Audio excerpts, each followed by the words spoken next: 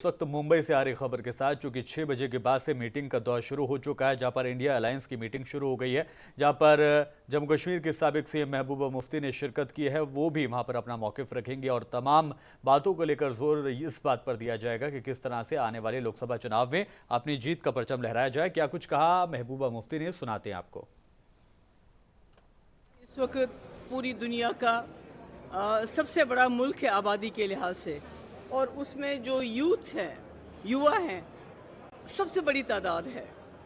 और किसी भी देश का जो युवा होता है, युवा शक्ति होती है, वो सबसे बड़ी उसकी पूंजी होती है। और शायद यही वजह है कि हमारे पहले प्रधानमंत्री जवाहरलाल नेहरू से लेके डॉक्टर मनमोहन सिंह तक, उन्होंने हमेशा कोशिश की कि जो युवा शक्ति है इसको सही डायरेक्शन दी जाए। और JNU से लेके IIM से लेके IIT से लेके इसरो तक ऐसे इंस्टीट्यूशंस बनाए जिसकी वजह से आम हिंदुस्तानी बच्चा वो डॉक्टर बना, इंजीनियर बना और साइंटिस्ट बना। और आज उसी इसरो की वजह से चांद्रयान 3 चांद पे पहुंचा।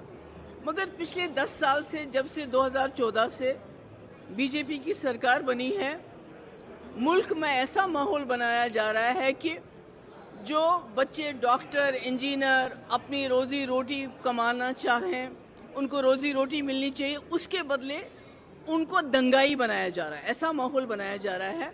तो ये जो युवा को रोजगार देने के बजाय NDA सरकार, बीजेपी सरकार दंगाई बना रही है गरीब बच्चों को। अपने बच्चों को तो बाहर के मुल्कों में पढ़ाती है, उनको वहाँ नौकरी भी देते हैं, उस पर खुशी भी मनाते हैं, पर जो आम हिंदुस्तानी नौजवान है उसको दंगाई बना रहे हैं, स्कूल से ही शुरुआत कर रहे हैं। तो ये बहुत बड़ा चैलेंज होगा आने वाले वक्त में, जब इंडिया की इंशाल्लाह सरकार बनेगी। तो मुझे लगता है ये सबसे बड़ा चैलेंज होगा, ये जो दंगाई मुल्क बना रहे हैं, जिसकी बदनामी पूरे दुनिया में हमारी हो रही है। तो इसको हम कैसे उसी राह पे लाएं जिस पे जवाहरलाल नेहरू